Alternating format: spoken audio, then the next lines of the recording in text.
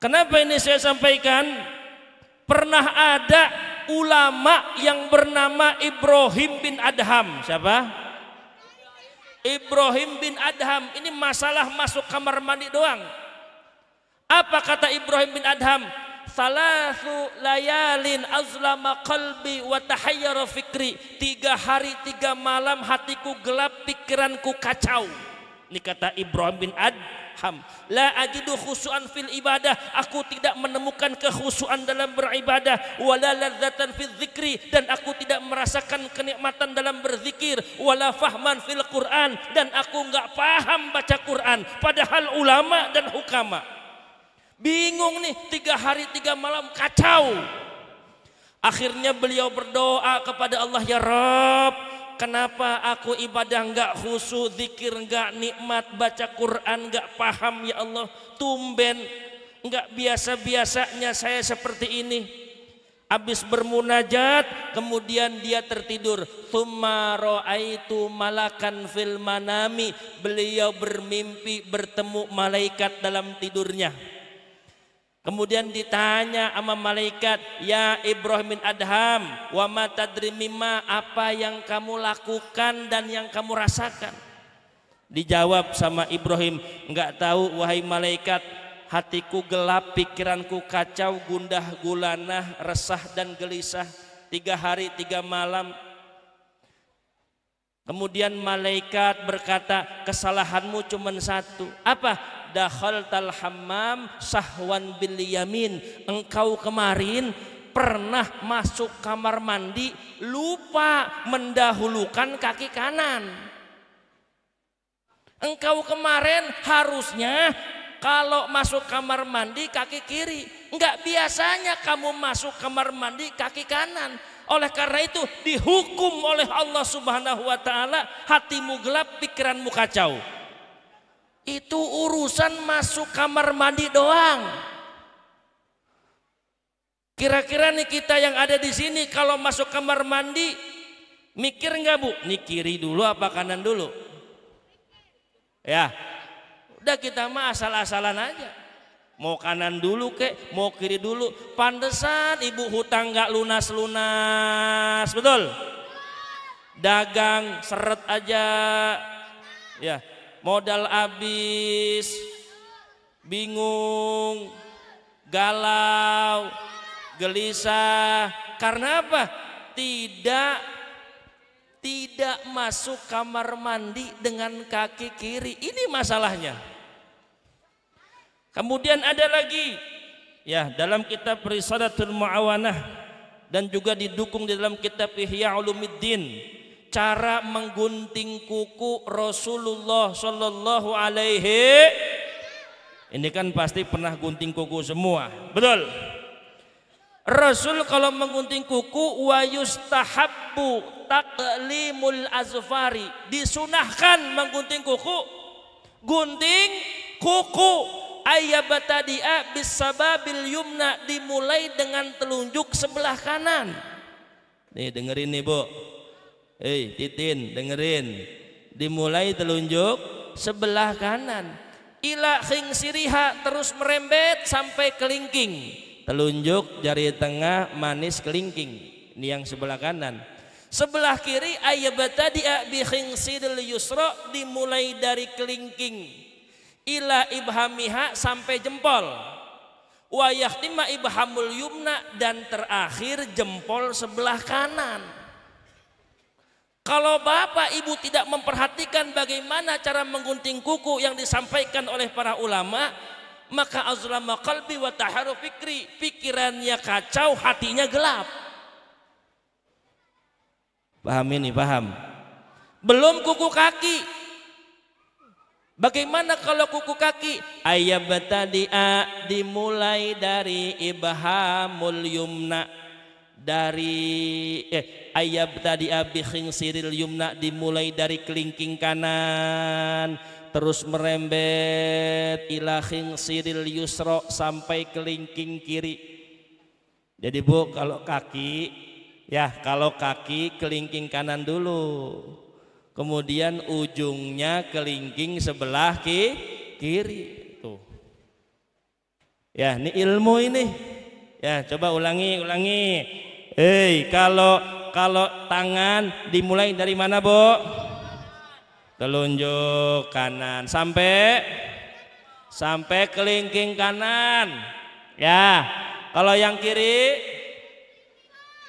kelingking kiri sampai jempol terakhir jempol kanan. Pinter. Kalau kaki dimulai dari kelingking mana? Kelingking kanan terakhir kelingking kiri. Ya, jadi nanti mulai dari hal yang terkecil sampai hal yang paling besar. Ikuti Nabi kita Muhammad sallallahu alaihi wasallam, yuhibbukumullah, maka Allah akan mencintaimu. Masya Allah, tuh Nabi Muhammad sallallahu alaihi wasallam. Hadirin wal hadirat rahimakumullah. Terakhir nih, perlu para bapak ibu mengenal siapa Nabi kita Muhammad sallallahu alaihi wasallam. Ya. Di dalam kitab Maraqil Ubudiyah bahwa Rasulullah punya 10 keistimewaan. Hadil khasaisu fahfazhatakun aminan min syarrin narin wa surraqin wa mimihani. Kalau kita hafal 10 keistimewaan Nabi Muhammad, maka kita akan dijaga oleh Allah dari bahaya pencuri, bahaya api dunia, dan dijaga oleh Allah dari malapetaka. Nah, bagaimana 10 keistimewaan Nabi Muhammad sallallahu alaihi wasallam? Yang pertama, lam yahtalim qattu toha mutlaqan abada. Rasulullah seumur hidup tidak pernah bermimpi yang jorok-jorok. Yang kedua, wa matatha aba aslan fi madaz zamani. Dari kecil sampai meninggal Rasul nggak pernah menguap. Tahu nguap? Apa bahasa sini nguap? Angop. Rasul nggak pernah. Nggak pernah. Makanya kata Rasul, sebaik-baiknya manusia ketika dia bersin mengucapkan hamdalah. Hasih, alhamdulillahi rabbil alamin. Dijawab oleh temannya, yarhamukallah. Dijawab oleh kita, yahdikumullah wa yuslihu balakum. Namun seburuk-buruknya orang, apabila dia nguap nggak bisa ditahan, sebab at-tatsa'ub minas syaiton, nguap itu dari setan. Idza tatsaba ahadukum falyukjim mastata'tum. Kalau salah satu di antara kalian ingin menguap, maka tahan semampunya. Fa illam yastati, kalau enggak mampu menahan nguap, falyumsik, maka ditahan pakai apa namanya nih? Telapak tangan sebelah kiri dibalik. Nah, jangan dibuka karena itu dari setan, dan Rasul enggak pernah nguap seumur hidup. Yang ketiga, minhun dawabu falam tahrab wa ma waqa'at. Hewan-hewan buas jinak ketika berada sama Rasul. Kala jengking ganas enggak berani gigit, ular berbisa enggak berani matok. Tuh Rasulullah semua jinak. Minhun dawabu falam tahrab wa ma waqa'at. Yang keempat, dzubabatun abadan fi jismihil hasani. Tubuhnya Rasulullah sallallahu alaihi wasallam tidak pernah dihinggapi lalat, tidak pernah dihinggapi laler, nggak pernah dihinggapi nyamuk. Saking mulus dan bersihnya, harum tubuh Nabi Muhammad sallallahu alaihi wasallam. Yang kelima, bi khalfihi ka'amamin ru'yatun sabatat.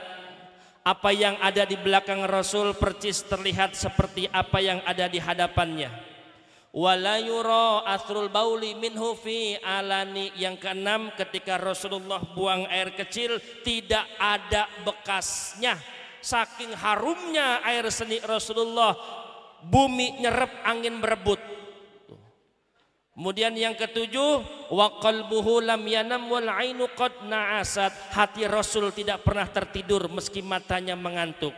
Yang kedelapan, wala yurazilluhu fi samsi dzu fatoni. Ketika Rasul berjalan di terik matahari tidak pernah terlihat bayangannya. Kenapa? Anta nurun fauqa nuri. Rasul cahaya di atas cahaya. Cahaya matahari kalah dengan cahaya badannya Rasulullah sallallahu alaihi wasallam. Yang kesembilan, katfahu qad alata qauman idza jalasu. Pundak Rasul selalu lebih tinggi ketika duduk bersama para sahabat. Gagah itu Nabi Muhammad. Yang terakhir, ingdal wiladati sifyadza bi mukhtatani. Ketika Rasulullah lahir sudah dalam keadaan terkhitan.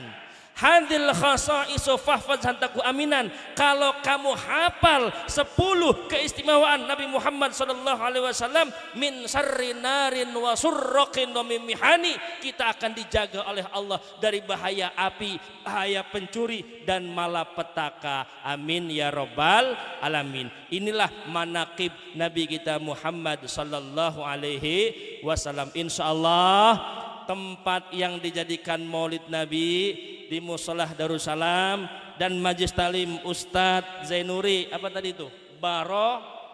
Barokatus Solihin menjadi Majlis Talim yang barokah.